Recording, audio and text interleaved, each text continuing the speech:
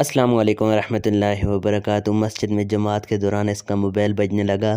نماز ختم ہوئی تو امام صاحب کے ساتھ ساتھ اور نمازیوں نے بھی اسے خوب ذلیل کیا۔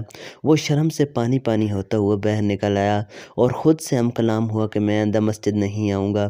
کچھ دن بعد اس کے دوست اسے کلب لے گئے، وہاں اس کے ہاتھ سے گلاس گر کر ٹوٹ گیا۔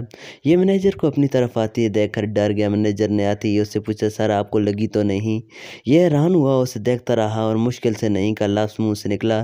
مینیجر نے ویٹر کو بولا، سر کو دوسرا گلاس دے دو۔ پھر وہ خود سے ہم کلام ہوا، اب میں روز کلب آیا کروں گا، کلب والے تو میری عزت کرتے ہیں۔ کیا ہم اپنے تلخ و ترش رویے نہیں بدل سکتے؟ کیا ہم دوسروں کو اچھائی کی طرف راغب کرنے والے لہجے نہیں اپنا سکتے؟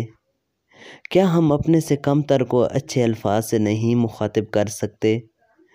کیا ہم اپنے پیارے نبی کریم صلی اللہ علیہ وآلہ وسلم کی سنت کی پیروی نہیں کر سکتے؟